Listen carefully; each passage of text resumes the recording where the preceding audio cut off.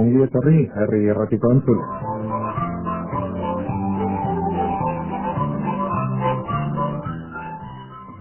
Bagatoz, beste behin ere zuekin minutu batzu konpartitzeko asmoz. Irrati minutuak, irratsaioa eusko ikaskuntzaren izenean. Eta kasu honetan, Arantzazuri buruz hitz egitera gatozkizu.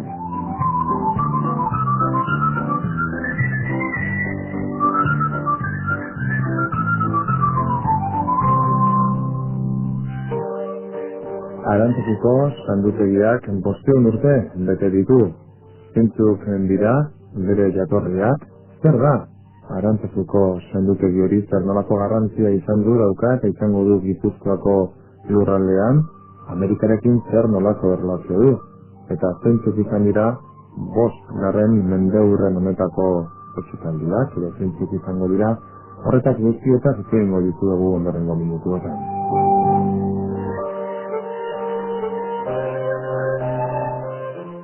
Eta honetaz guztiak hitz egiteko ni neu bakarrik eta ia ordu betez gehiagizkoa izango litzaketenez hiru lagun duzuak kide ditugu elkarrekin. 5. mendeurreko arduradun bezala eta Arantzazuko fraile Frantziskotar bezala Iñaki Beristain ongi etorri. Kaixo. Idoia Arrietare gurekin da, historian doktorea, Azpeitiako institutuan dabil lanean eta honetaz Arantzazuz eta Arantzazuri buruz eta Amerikari buruz asko dakien pertsona da. Idoia, kaixo ongi etorri. Kaixo, egun.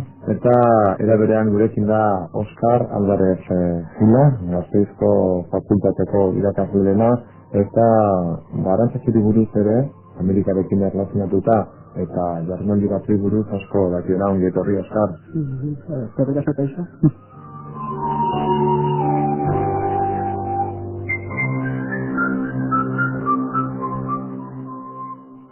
Arantzazu eta 500 urte. Frantziskotar bezala zurekin hasiko gara, Iñaki Beristain. Bote prontoan, zer datorkizu burura 500 urte Arantzazu entzun eta gero? Arantzazu 500 urte gehiago ditu. Arantzazu 500 urte Frantziskotarrok betetzen ditugu. Eta zer datorkiren historia eder bat, noski. Bere ondasun, bere akats, bere pobrezia, bere alegin. Eta nik uste batez ere datorkidala gogora Arantzazuren inguruan 500 urte hauetan denon aleginez bildu den herri bat.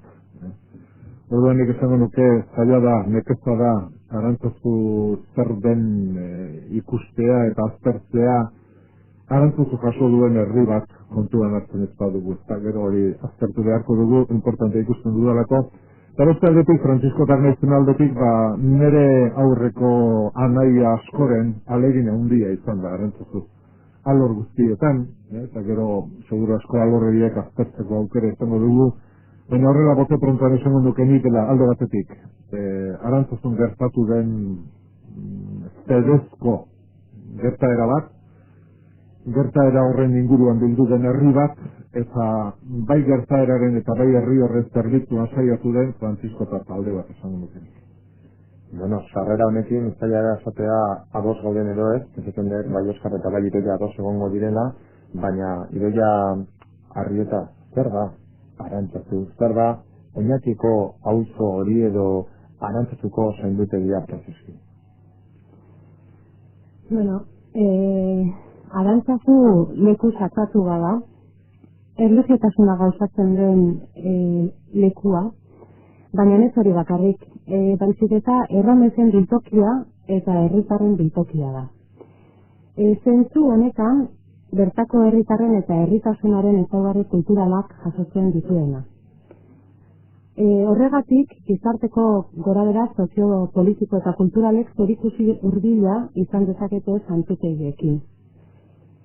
Bestalde dakigun bezala, Arantzazu erakarmen handikoa da, eta arrazoi hauen artean dago aurtengo mendeurrenak ospatzen duena zuzen, fraile arte baten presentzia iraunkorra. Ikuspuntu horretatik ere abiatuta, Oskar, hitz egin behar dugu etorkizunean ere, numerengo minutuotan, zer nolako presentzia izan duen Arantzazuk, edo zer arrazo izan duen Amerikarekin, baina Idoia Iñaki, ni neu ere, ari gara hemen arantza zuri buruz hitz egiten, eta zuzegoela gazte eta alai eta ikusita, eta zan nahi horrekin Iñaki edo eta idoiak direnik, baina gazteek ternolako erlatzea duzute. Arantza zurekin? Bueno, neu bizkaitarra izanik, eta araban edan eginek, guretzat horla ikusita, arantza zuela gipuzkoarren gauza bat, izkat urnetik ikusita.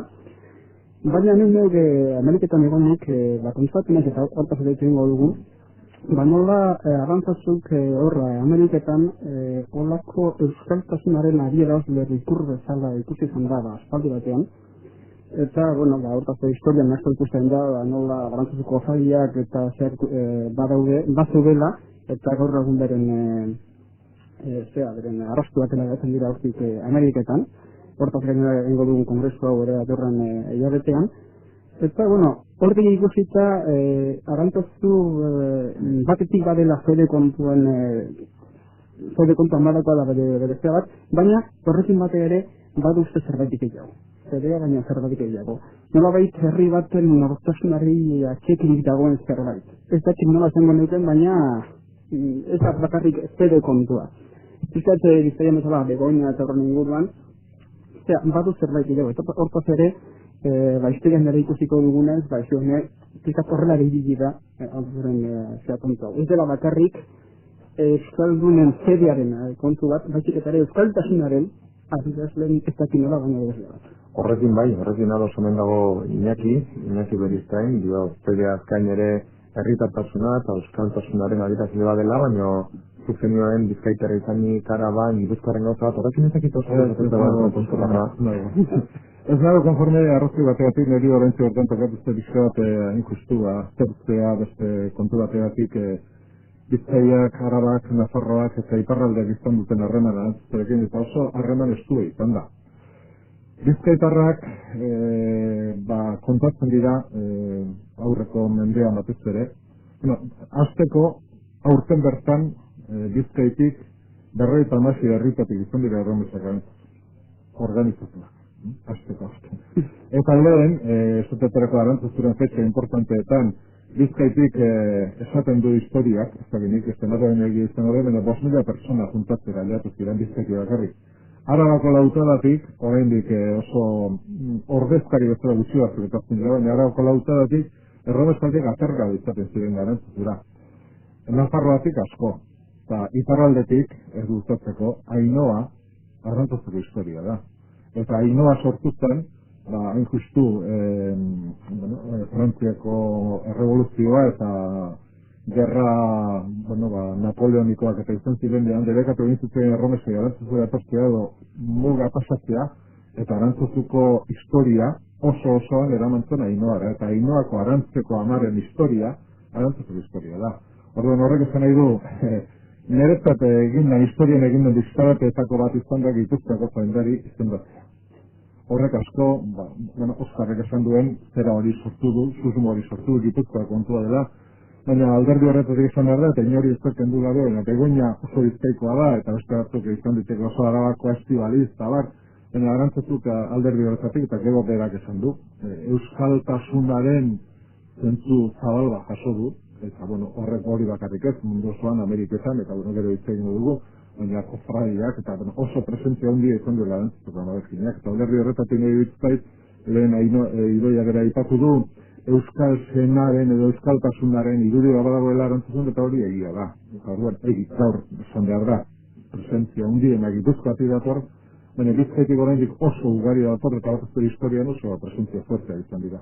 Hala ere egia da bai, zentzu horretan ezakin nik tamales esan beharren edo ez, baina egia da, arantzazuko zendutegiaren eraikin hori ez, askotan Gipuzkoarron edo ikono bezala erabilia dagoela ez, edo...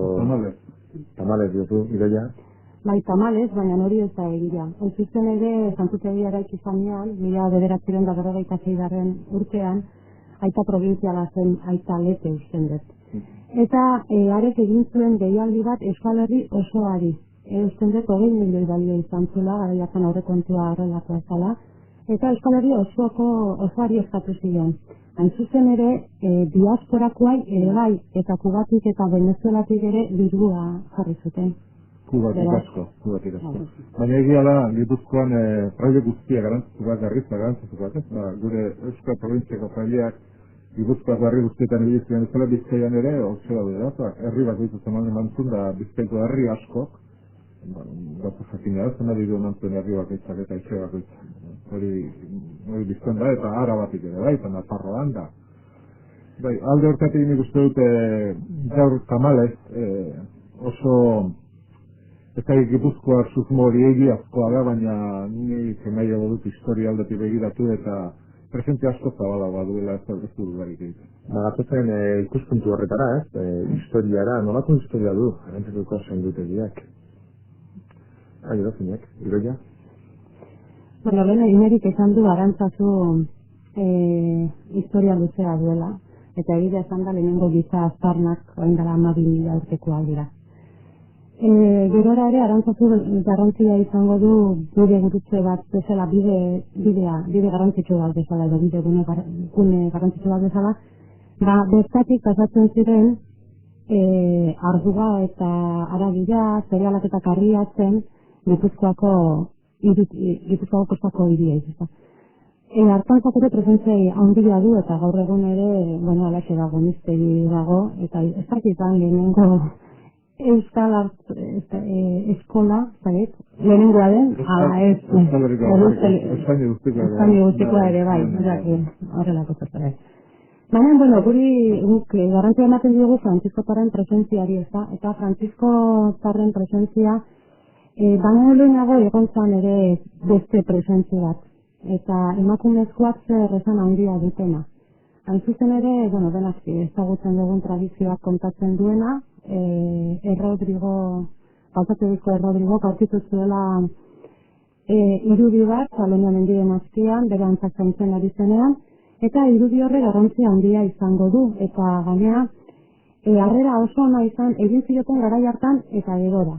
Eta bakantak diren bezala ermitatxo bat eraikiko ziotela pentsatzen dugu. Baina, gero dokumentutan oinarrituta eta hor aipatu behar da Arantzazuko arkiberuak egindako lana, Orígenes del Franciscanismo Vasco en Arantzazu, eta hor informatzen digu sorrera guzti hori buruz, lan bikaina egin duelarik, eta kandido Zolizarreta. Hor agertzen da lehenengo beaterio bat sortu zela, emakumeen beaterio bat sortu zen. Bertan aritu zian lanean beraiek bakarrik, baina gero pentsatu zuten horia izango litzakela edo fraideak bertara bilatzea. Juana Beharriaran zan beaterioa sortu zuena eta bera zene bat zuen mercedarioa. Eta ari esan zion nolabait bertara inguratzeko. Baina, dena dela, denbora gutxi iraun zuten, eta horiek alde egin zutenean Frantziskotarrak abiatu ziren. Frantziskotarrak, baina hirugarren darrak. Hirugarren darroiek gero observante bihurtu ziren, baina arazoak sortu ziren observanteen tartean ere bai. Antzegon inguruan San Francisco el Grande ditzen dena da zeizen, eta nolabait pentsatzen zuten ez zegoela lekurik bi konbentu observante egoteko hain gertu. Azkenik abiatu egin behar izan ziren Frantziskotarrak inguru horretatik eta Jeronimoak ziren. Jeronimoak ez zuten aguantatu, itxuraz oso egoera larrian bizi ziren, urte bat eskas aguantatu zuten eta Dominikoak ordezkatu zituzten. Dominikoan eta Frantziskotarren artean pleito gogor bat izan zen, eta azkenik Frantziskotarrak geratu ziren. Beraz, esan dugu, hor genpila bat pasazirela, beraiek asentatu baino lehen. Baina, Jeronimoak alde egiteko arrazoia izan berek esaten dute oso gotzik izela eta ez da aguantatzen oso emakume hartan aguantatzen zailean Juan Harriaren goa.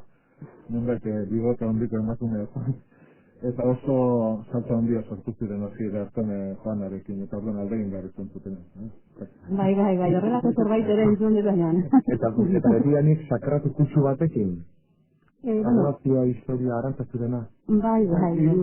Irudia babestera eta Romesi Barrera egitea joantziren. Juan Harriaren erantzuten kargu hori, irudia babestu eta bere ala asiziren erromesak eta azerte eman, daien ajola izan, eta hori izan zen. Eta gero horren inguruan, normala, Erromesa berduitzen ziren, apaitza beharko ziren, eta orduan bere semea esan du bezala, mertzeari gara mantzun, eta gero Francisco Parak, eta gero hor, Gasteizko gomentu izan dako borroka horretan, lehin behar izan zuten, eta beste biak oso denbora gutxian, Baina azkenean, bosten urte ospatu nahi ditugu, 1500 batean, ikasentuak eman zion guri dokumentu bat, gaimen osoa Francisco Parak emantzun egoteko. Eta horregatik gero, Dominikoen ondoren ia, hor pleitua horrei buruz izan zen, eskubidea Francisco Parak aztelako, eta orduan amalauan, bosten amalauan etorri ginen, begia segido gelditzeko.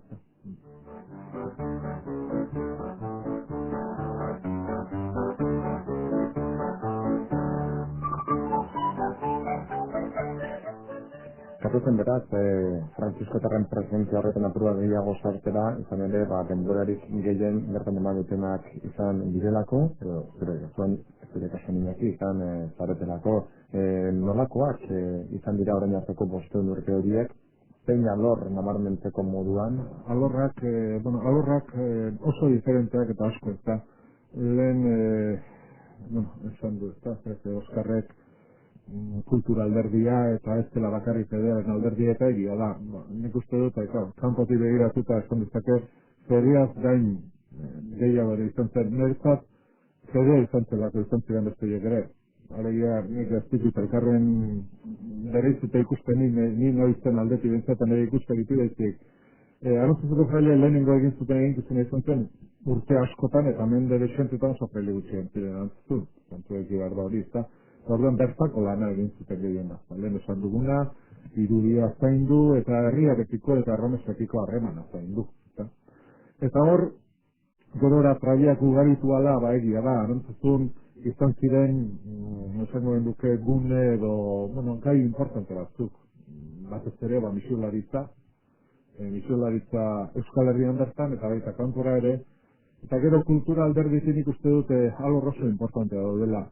Orain azken aldera euskal kultura aipatu badezakegu, seguru asko 17. mendean eta aipatu beharko den duke oso importantea bezala musika. Eta gau alderdi nahiko ez ezagunea da, baina oso importantea eta oso politia, eta hor daude da, zorak esateterako 17. mendeko bigarren partean, arantzaztuko bederatzi Israeli organero zebiltzat. Bederatzi Israeli organoak egiten eta organoak konpontzen. Zeuden eskola profesionala esan du nola gauzik hitz egin da ahotsarena, teklatuarena, bajoiarena eta beste instrumentu duten baten ere bai. Orduan, beti da nik kodu oso importantea, orkesta edo banda tipoko bat egon zen. Orduan, esatuetareko eskarlati den ez ezagun bat aurkitu da erantzuzuk artziba, nola aurkitu da? Eskarlati Madriden zegoen korteko musikari, eta arantzuzuko gero askotan joatetzen Madride kantatzera, orduan hartzelako, eta orduan viaje horietako batean ekarritea seguru asko. Arantzuzun taller, musika kopiatzeko taller oso importantea zen. Eta Hendelen, Haydnen eta Eskarlatiren da lehenengo partitura asko kopiatu ziren arantzuzun, lehenengoak, Eta esateaterako oraintxe bertan erakusketan jarrita dukagu liburu bat, Arantzazuko fraile batek Ignacio Agirre kopiatu zuen musika liburu potolo bat, azpeitiko konzertiniztentzat. Orduan, musika kopiatzeko taller oso importante zegoen, da gaur esaten da, nik ez egia den, baina Eskorialekin eta Montserratekin batera, peninsulako hirugarren musika zentro importantera izan zela. Eta gerora ipatu beharko den dukeia mende honetan, eta hor gero akaso egin dezakegu, baina euskal kultura eta bar da. Ez dakit arrara da bitxia den, musika eskola bezala horrelako garrantzia eduki izan da, baina gehiagi ere ez ezagutzea, Oskar edo Idoia. Bai, bada ez da arraroa edo zer diozute. Bueno, nik usten dut aspaldi da nik ditutela harremanak Arantzazukin eta ez zait horrela oso arraro iruditu. Nire baina, ingurunean edo gizartean ez dituzten horren gabezia bat badagoela. Ezakintasunarena, begira musika eskolaren...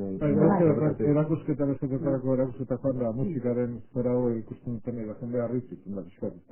Idea asko idea gurekin, ezaguna egin ez baina jende asko nentzat oso ezaguna dela zemutak musikaren zera hori.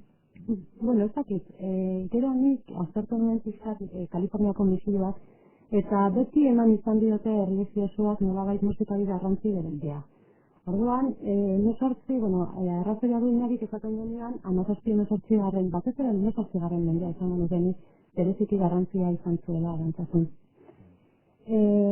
Bertan badakizu sortu zela Real Sociedad Fundada delakoa, eta han bazegoen organista ospetsu bat, Jose de la Rañaga adibidez, eta konposizio izugarrizko ederrak eta gaina garaian oso famatuak izan zirenak. Ez dakit.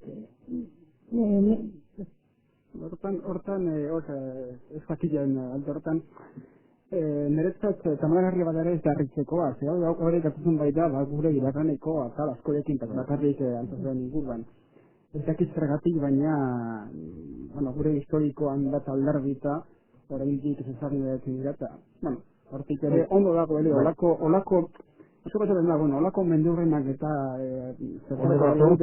ondo batoz batez ere iraganeko gauzain goratzeko eta jakiteko hauze egin dugu, horlakoziak gara, hauze egin dugulako lehenago. Musika lorrenetan nik uste dut Arantzazuko desiente ezagutzera eman dela Jon Baguesek bere tesia egintzen da Arantzazuko musika zigoan entzustu. Ez da horre ezagutzera eman ziren musika entzatzentea, Larrañaga egipatu du eta beste hainbeste. Eta esatuk erako orain, amagostaldia Arantzazu dikondanean goizean kantuz eta klabezinez eta biolentxeloa zenantzen kontzertu Arantzazuko raileen kantuekin eta Arantzazun kopiatutako jende lehen pieza luze batekin. Orduan horrek esan nahi du, gaur egun gehiago ezagutzen da, eta nik uste dut, esan du bezala mendeurrenak eta ondo datoz, ez kanpo gentzak garri gauretzuten ere. Bat, atzera begiratuta ikusteko, zer egin lehen, nondik atozen eta azken finean... Zentzu duzu, orain urteko gain gabeta guztuzik gauzen gaztu iten ditu eta orain berreunekoak eta gero nik esan dut orain historiak asko espresna gehiago gauzak gaztertzeko eta gauzak dokumentua gaztertu eta hartan izateko lehen ideiak aipatu du, kandio ez zer legedatzu dena Frantziskotaren lehen urteak gauza sueltoa bagenetizkien.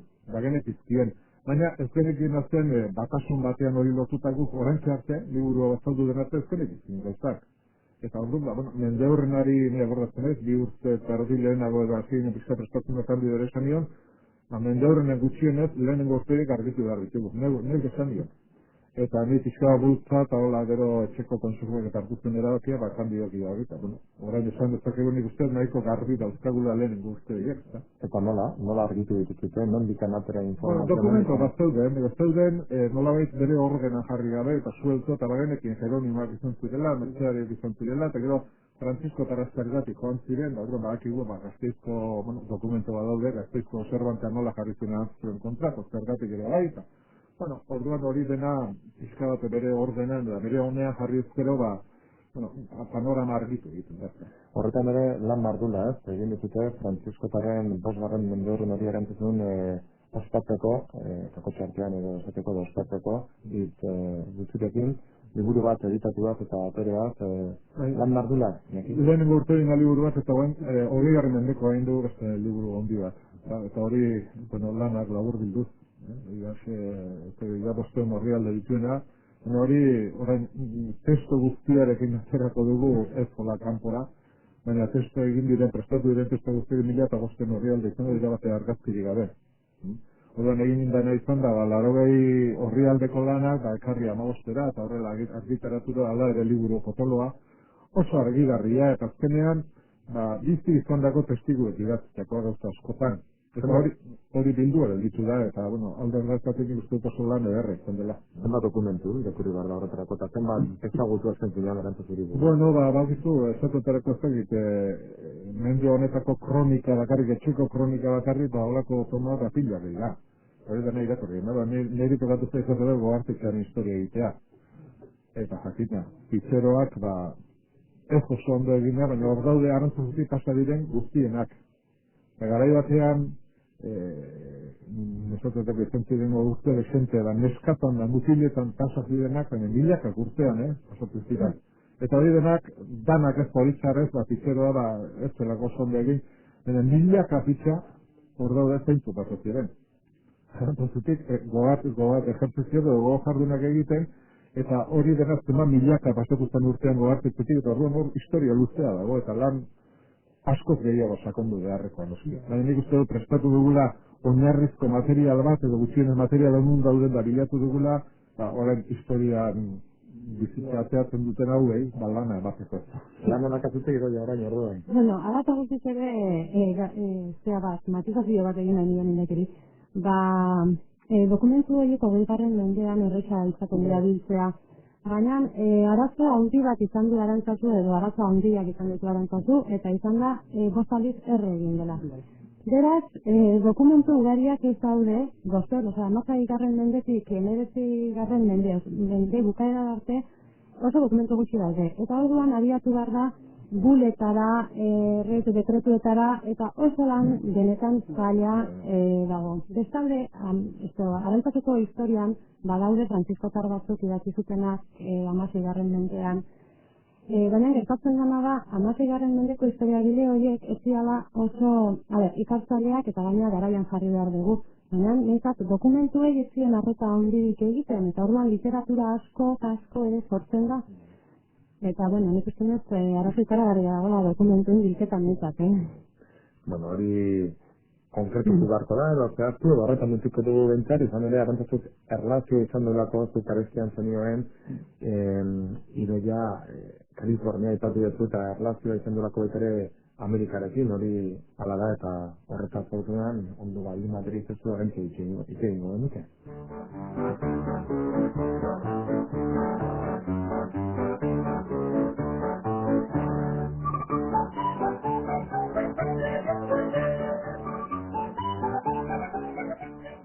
Eta galdera hori zera, eta Oskar edo Inezio eta Idoia zein izan da, zein da, Arantzatuko jenditegiak edo Arantzatuko Amerikarekin izan dako erlazio hori.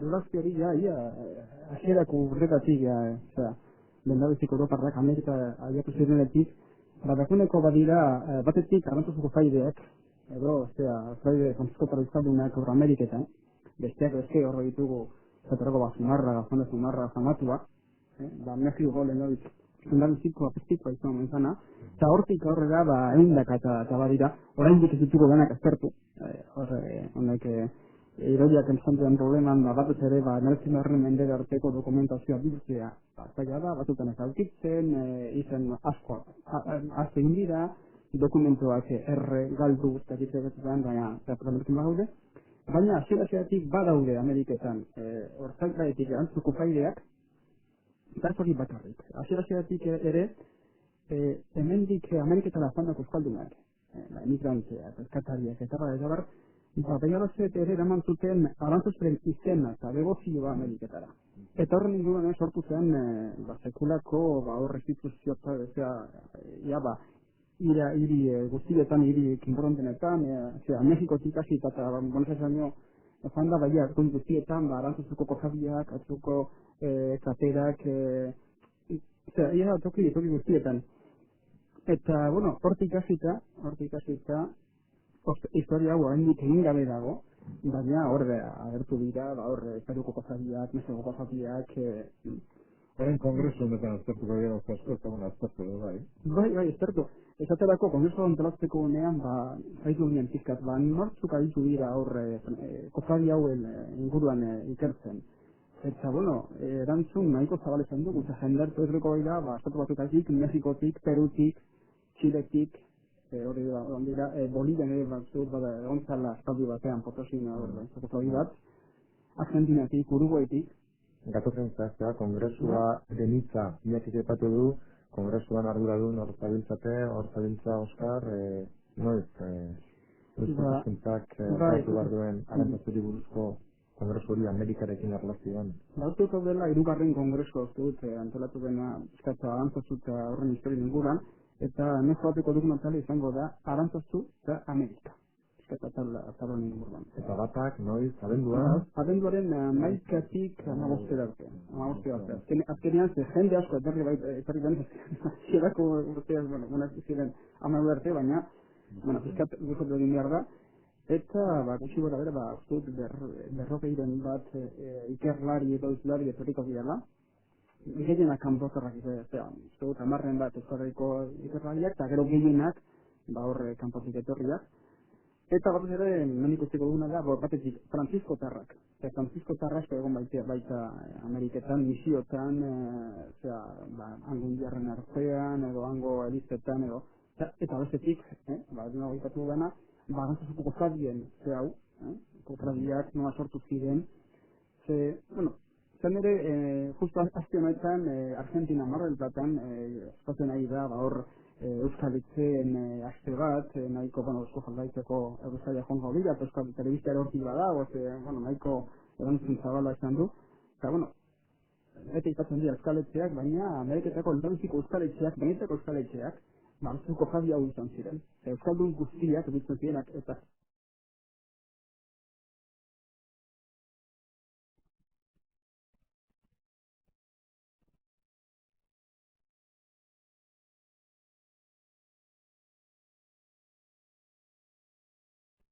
ez bakarrik Gipuzkoarrak.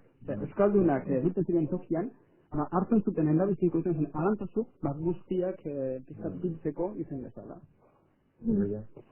Bai, hori da, nik uste dut galdera beti berdina dela, eta zergatik hainbeste Frantziskotar Arantzazun, hori zer dela eta. Eta nik uste dut, bi gauzak entzigar ditugula kontutan. Alde batetik, Frantziskotarrak herrikoiak dira, oso popularrak dira, eta bere helburuetariko bat misioak dira. Orduan, noski abiatu egin behar dute lurraldeetara. Eta bestea, izango da, emigrazioa, euskaldunen emigrazioa. Euskaldunak kanpora abiatzen direnean, euskal zare bat sortzen da. Eta euskaldun horiek bildu egin behar dute non baiten. Eta biltzen dira, zuzen ere, kofradia horietan. Kompaini, kofradia penetasunera de Arantzazu delako horietan. Orduan, hasieran esan dugun gauza batekin guztiz ados nago eta gainean ikusten dut garrantzi handikoa dela. Hau da, Arantzazu euskal kontzientzian simbolo erlijioso bat baino gehiago bada. Dala diasporaren nortasun etnikoaren adierazlea.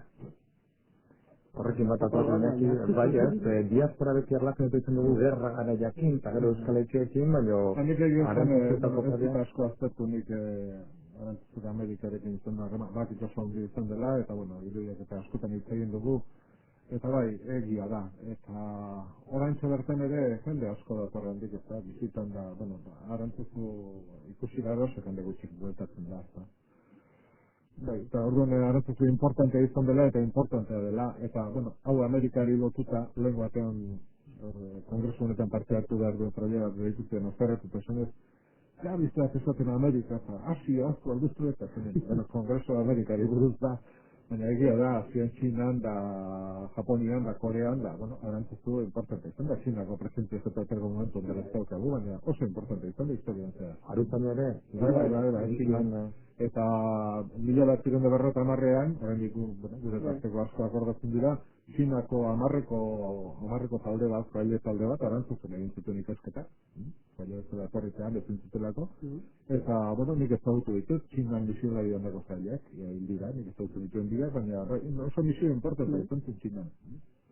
Eta Japonian, bere importantea ditut, momentu honetan Korean gaude, orduan, Amerika egia da, kultura aldetik eta nahi da asko importantea izan da Ameriketakoa, orduan Arantzazu bihurtzen di, zondu.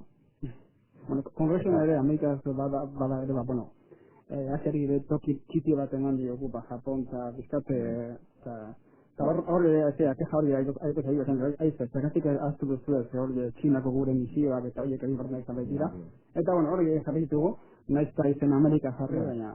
Hain guztiak Ameriketako gai oso zabala dela, eta oso sakona, eta ondo dago. Biotza handia izan du, eten duen. Arantzazu, bai. Alegia, Euskal Herrian Arantzazu izan duen eraginea, asko gehiago ezagutzen dugu, eta asko gertu bat ezagutzen dugu, baina horrek, eta gaur bertan irudiak esan du, oso herrian sartua da Arantzazu, oraindik ere, eta asko gehiago sartua egun izan da, eta frailean presentzia oso iraunkorra eta kasi atergadea izan da, misioa zirela, eta zermoiak, eta gaur baina asko gehiago, aikortzak egitera, eta fraileak atergada zertzen ziren. Julian Alduztizua eta Nafarroa ezautzen du, eta horrendik garantzen dut, Julian Alduztizua Nafarroa ezautzen dugu etxik gara. Nafarroa euskera, eta egin dituen azterketa guztia, zergatik, ia urte osoan pasatzen duen, Nafarroan herriztarrik. Orduan, hori ezagutzen dugu, nik nahi ezagutzen dut. Horrek arrisku bizkara dauka, Arantzazu Euskal Herriari lotuta oso ondo dago, eta egia da, Arantzazu bihot asko zagola izan du, eta misiotara arantzazik izan da, milaka jabila esaten hau, ez dut esageratuko. Milaka. Ez da gutxi milaka zaile, misiotara abiatzea arantzazutik, eta ez da gutxi ere arantzazuk Euskal Herriko historian izan duen presentzia, bai bere urte guztietan, baina baita azkenengo iragan dugun 20. mende hartan ere, eta leheno zintzilik zingeratuz egun atal bat izan da, eta bai eren jorratzeko asmoa edo gogoa dutiko nukeena, 20. mendea eta arantzazuren arteko erlazioa nolakoa izan da. Horrek pizkat ikusi behar da zer gertatu zen 19. mendean bakarlistadeekin, eta hor apurketa nahiko handia baitago. Hor zututegi hauzi behatu zenean, eta eta, hor bat dago tarte bat, zuta ero jaimo bezu, baina... Nik asko ez nahi dakit, arantzazu 1908an zuntzitu egin zutela, era bat zuntzitu zen, hori hirugarren zute importantea izan zen, 1500 1600 eta 1808 ezta. Eta zuek ere hortik alde egin behar zen. Bai, oinazin bizitzen ziren, bide horretan, ia 12 urte, arantzazu bezein da, eta handik 12 urtera Bizkaia berriro hasi zen, ez arantzazu bakarri, ez provintzia Bizkaia berri egiten, eta, jasotzen eta gero 20. mendearen hasieran berriro ere, komertzia zela, eta, etxea berritu ziren, baina ia, mende erdia, arantzazu nahiko bezein, etxetxoaren bat jasotzen, baina... Eta gero eratorreko da, bai idoia esan. Bai, hain ere, 19. mendea oso latza izan zen, ezan izan bakarrik karlisten gerratea, baizik eta lehenengo dugu frantzeste bat, hau da, Napoleon anaia agintzen jartzen denean, frantziskotarrak abitua utzi eta beraien etxera abiatu beharko dute. 1822 urtean ere dira irurte liberalak, eta oso giro politiko nazia zegoen garai hartan. Beraz, gauza bera gertatu zen. 34an karlistak errezuten. Eta berriz ere, gainea, beraiek oso polita montatu du, porque esate dute, ama berzina eramatu dutela, erantzutik, oinatira. Hori izan nola bai. Eta gero azkenik ez klaustrazioa gertatuko da. Eta orduan egongo dira 1856 urtetik, 1874 urtera, arantzazu fraiderik gabe. Kanporak izan ziren gehienak, eta batzuk Frantziara izan ziren Romara, batzuk ere Ameriketara izan ziren, hortik ere, histori politazte, arantzazutik borrotako fraide asko azkenean, bukatu izkinean, Chile eta Bolivia eta Peruko oroianean, mislari bezala, bada guzti nahiko bat, baina gutxienez mende lorde batean, fraiderik gabe, eta zantzaterrik gabe gontzaren arantzazu. Eta gero datorreko dira beste atal batzuk, edo pixkanaka aurrera goaz denboran, irizien edudalako, leheno, nekik aipatzen zuen 20. mendeko erdialde dura, ez? Gero, santutegiaren berritzea, Doitza, Lahorga, Txillida, Oteiza, Bastarretxea... Berroita gutxi gaia, asisten movimentu bat, arantzazu berritu beharra, berritu nahia, toki gutxi, jendearen zat, erronaz asko, eta hor, azkenean, Paulo Lepek hartu zuen erabakia, bidarizko alderdi guztiek begiratuta, esan zuen, egin behar da. Eta orduan konkursoak eta gartzerana deitu, eta arantzazun gerora arte aldetik gertatu zen bilgune hori eta Oiza bat, Oteiza bat, Lucio Muñoz, Txillida, hori nola eta nundi sortu zen, hain izan zen berria elizartean hori alderdi horretan jotzea eta tankera hori hartzea eta krizi hori onartzea oso harrigarri izan zen gara jartan. Eta bat berritzailea, berritzailea bakarrik ez, erabateko matxina da izan dutela. Eta orduan, ez da bat ere harritzekoa izan ziren debekuak, izan ziren borroka ikaragarriak izan ziren borrokak, eta ez da harritzeko Oteizaren apostoloa, bide bazkarrean 14 urtez egotea, eta hori dena gaurti begiratuta pixka bat ematen du, baina orduti begiratuta hori dena harrigarri. Zeniak horretzen naiz, Lucio Muñozen hori bigarren konkurso batean, bigarren lehiak eta baten irazizu Muñozen ezta, eta niak horretzen naiz, hortan zerbien fraile batean diapositiak eman zizkigun, aurkeztu ziren, ez egiten lan ziren, eta zen aukera zen aztean umea egin, baina inork ezten Lucio Muñozen aukeratuko. Arte abstraktoa, eta hain abstraktoa izanik, eta hori nola aukeratzen gaurti begiratuta batek izaten dut aukera benetan ederra izan da, baina oso harrigarria eta oso berritzailea izan zen, baina berritzailea erabat. Eta orduan hor dago, egia da, orduan sortu zen saltza guztia, ez alantzuz bakarri bezik gizartean, ere euskal gizartearen berpizten da kaso fiskala garaxea izan zen, baina hor arantzazudar ikusi zuten izan zen, gero euskal kulturarekin jakin aldizkariekin da bar, ez da hori aztertu dezakegu, baina hartze aldetik eta denik uste dute sekulako berrialdi justuela arantzazuk eta hori hor galditu da. Gauztik txalotu da, baina ordutik begiratuta oso harri ditzen. Zuek ere konpartzen dut gaurtik txalotu da dena. Bai, eta gainera, nik aipatuko nuke, oso berritzailea izan zela eta oso euskalduna. Eta horrekin izan nahi dut, estruktura guztia oso ondo txertatuta dagoela ingurunean, baina beste zerbait ere badula. Hain gara gutxi irakurri nuen Lucio Muñozen elkarrizketa bat, 1985koa, eta bera, madrildarra da, baina berak esaten zuen, joen arantzazun lehize basko, izan zuen, eta niretzat izan zen guztiz adierazgarria. Hori Lucio Muñoz. Eta, zer esanik ez Oteizaren eskultura guztia, ez dakit ni ez naiz arteen aditua, baina euskal arima duela nire zango nuke. Eta berak ere noizbaiten esan izan du internazional mailara zabaldu nahi zuela euskalduntasuna. Da, abangordiako arkitektura ez, abangordiako eraikuntza oso bat, ikaragarri ederra, eta gainetik euskalduna. Geu bere ez duko ezagutu, lehenagoko listata, baina gaurko ikusita bakarrik, ez da, baina frutzaila, lehiak klasikoa da, ze oso dolotzen paida inguruarekin ikusita. Imaginatzen baduzu hor,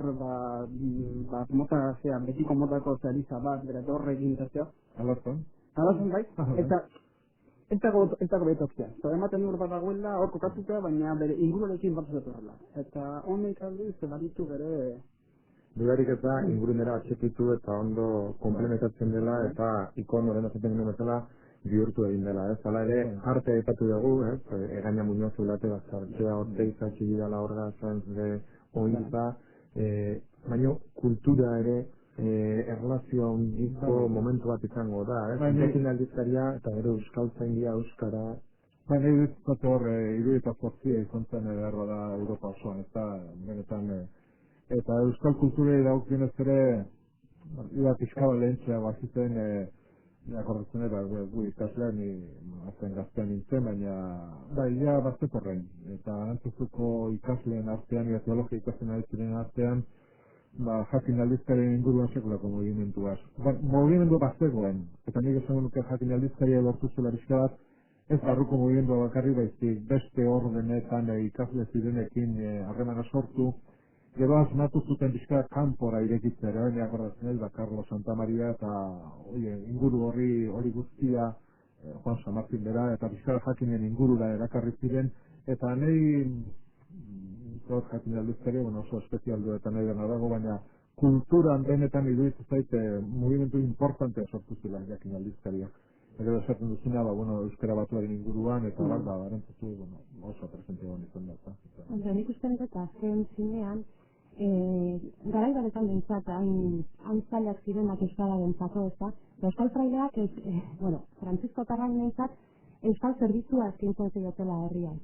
Bere abestiarekin, Otoitzakin, Errosaioakin, eta ez dala izan bakarrik euskara idatzia, baizik eta ere ahoskoa. Eta, hori izan dute bi fraile emblematiko, eta aurten edo urtean galdu direnak, Vitoriano Gandiaga eta Luis de Asante.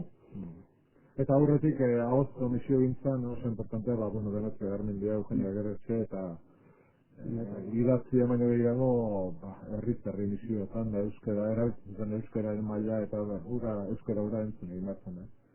Esan nahi dute, arantzazuk, nik neure handik azita euskara beti odolean eraman dugula zengon zenentzuten, geure ikasketa guztien bitartean eta nik irakasle bezala Gandia eukin nun, Joseba Inkazte eukin nun, Bidesante eukin nun, eta orduan guretzat nik arrazildik euskara banekin, baina euskara ona ikastea eta batua ikastea eta guretzat egin beharreko zen importantea izan zen. Agian hortik ere, ondorio ezatu daiteke arrazoi nagusienetako bat Euskaltzaindiaren kongresu famatu eta Euskara Batuaren hastapenak eta bertan izateko. Baliteke. Nahi dut zaiz hortan jakin aldizkarien ez oso importante izan zula, eta erakusketan esateteko jarri dugu Euskara Batuaren lehenengo batzordearen argazkia, eta han bertan, ez dakit amarre da, izan badiren, baina fraileak agertzen dira Bilasantre, agertzen da bestea Bilbon hiltzena, izan ez akortuko, Joseba Intzosti ere, bai, hiru frailea bintzatan barrutatik agertzen dira. Eta beste fraile asko han tarten geditzen, ni akordatzen nahi, eta atxearen erabak izan zen da ni nire hogeita bat urterekin antzenekoen kongresuan. Eta, esan nahi dute, guretzat oso kezke importante izan zen, eta Arantzazu galde horretatik euskal kultura, honek esan du, eta Bilasante eta Gandia izan dira euskal kanpo aldera gure bandera hori erakutsi dutenak, baina jakin aldizkaien inguruan, eta geroztik, kaso fraile izatea ere utzi dutenak, eta, Joseba Intzosti, Amari Torrealdai, Azur Mendi, eta, hor da ditzen, irratian da inbeste jende Arantzazu ikasitakoak, eta euskal telebistan, guretzat oso importante izan zen, euskal kultura.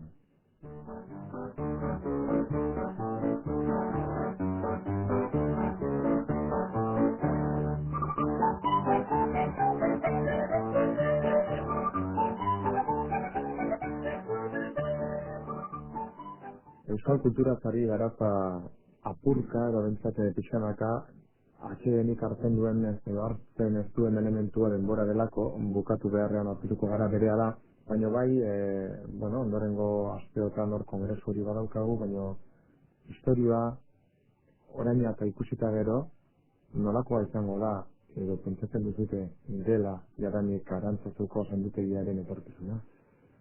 Guk bosteun urte hauek ospatzean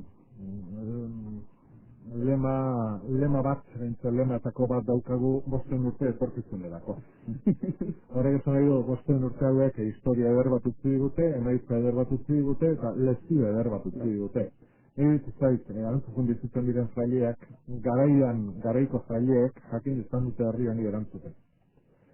Orduan gauza garbi dagoena da, gaur aldugun erantzuna non behar dugula eta biharko erantzuna ere prestatu egin behar dugula. Eta ni beti izaten dut Arantzazun importanteak ez gara fraileak izan, eta ez gara izango importanteak. Arantzazu gara da importantea, herri honentzat. Orduan Arantzazuren etorkizuna guk prestatu egin beharko dugu. Nola izango da, fraile gutxirekin. Horendi 45 gaude, baina laizte zaharrak dira gehienak, eta gero gehiago zaharrak izaten hasita, eta orduan horrek esan nahi du hemendik gutxira, fraile gutxi egongo dira. Eta beraz, laikoen bidez egin beharko da etorkizuna. Guk horri begira pixka bat, mendeurrena aprobetsatuz, ari gara sortzen Arantzazu galdizkideen elkartea. Orduan, pixka bat Arantzazu maite dutenen elkartea, fedudun izan edo ez izan Arantzazuko artea maite dutenena, Arantzazuko euskal kulturarekiko zaletasuna maite dutenena, Arantzazuko ingurunea maite dutenen elkarte bat egin nahi dugu.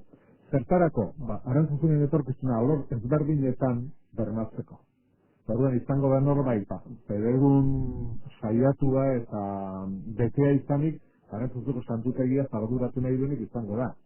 Beste batek fedea, akaso urrutiti begiratuz, Arantzazuko kultur etorkizunaz arduratu nahi duenik izango da, akaso. Orduan, alor diferenteak Arantzazu maite izatea nahikoa da, Arantzazu galdizkide egiteko, izateko. Eta hortik ikusten dugu pixka prestatu behar dugula Arantzazuren etorkizuna. Bestela, frailen aldetik eta nahi dituztez jai dagoela. Baina horrek ez duzu nahi nik pixka bat hola etxipen ez usatzen duela, nik nahi dituzte eta Arantzazuk etorkizuna diferentea izango dela, baina kaso gara hartzeko baino hobea. Ideia, Oskar, biek aurpegia izini ez dute horro Frederik abe baino gainera atorkizun hobea. Zari da, Frantziskotar bat esaten. Baliteke, gertatzen dena da, guri zaila egiten zaidula ikuste Arantzazu zaileri gabe. Baina, jakina da hori ere gertatuko dela, eta behar da arrazoia du. Ni nintzat Kaliforniako misiotan ikusi izan detena izan da, Kaliforniako misioak ez dela Frantziskotarren eskutan, momentu honetan, bezik eta zeglaren eskutan, jende zibilaren eskutan, eta oso lan polita egiten dute ere bai. Horrek ez du esan nahi, espiritu guzti hori hilko denik, baizik eta, beste pertsona batzuk egingo dutela gerentzia. Arantzazu beti Frantziskotarrak edo negozion, Frantziskotarra izango da, Bosteun urte hauek guztietela Francisco Tartasunan esken arantzutun harrietan ere bai, eta eraikuntza eta herriaren bihotzean, eta beti Francisco Tarra presente, gaina horrezte guztatzen nahi du. Arantzutun azkeneko frailea izan denean, Euskal Herriko frailea danak hilda izango dira. Esan nahi dut, azkeneko frailea arantzuten diko da. Euskal Herriko provintziakoa behintzat arantzuten diko da, hori seguru. Probabilitekea gauza galdelak izatea, orain dela gutxi arte, Euskaldun zaire asko eta egonda munduan zehar, eta zergatik ez orain galderantziz. Antik kanpotik, Ameriketatik edo zaileak eta ekartzea, eta, bueno, agian hemendik zitaren ikusiko dugu zaire beltzak edo zaire, baiteke. Eta nola nik gauza bat garbi laikoak ero oso presente hon berko dutela. Elizta guztian presente hon behar dutelako nahi edo ez nahi izan.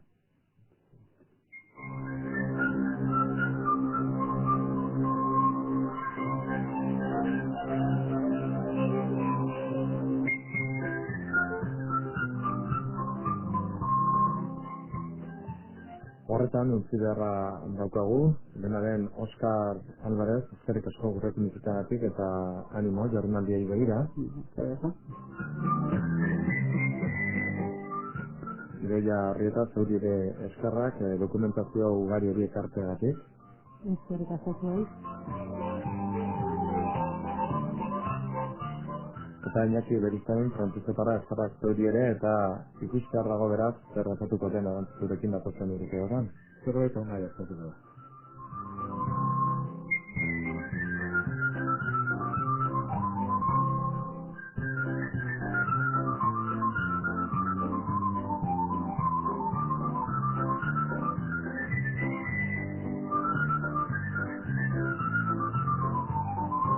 Eta zuei ere eskerrak herri gerratiko entzule zareten hori eskerrik asko, gurekin azkenengo ia ordu bete oso hau igarotzeagatik, irratsaio minutu hauek gurekin konpartitzeagatik, eta esan bezala Eusko Ikaskuntzaren izenean eta herri gerratiaren izenean, eskermila.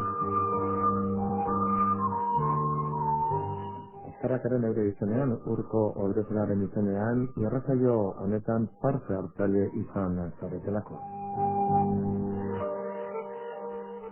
Besterik gabe, datorren den arte,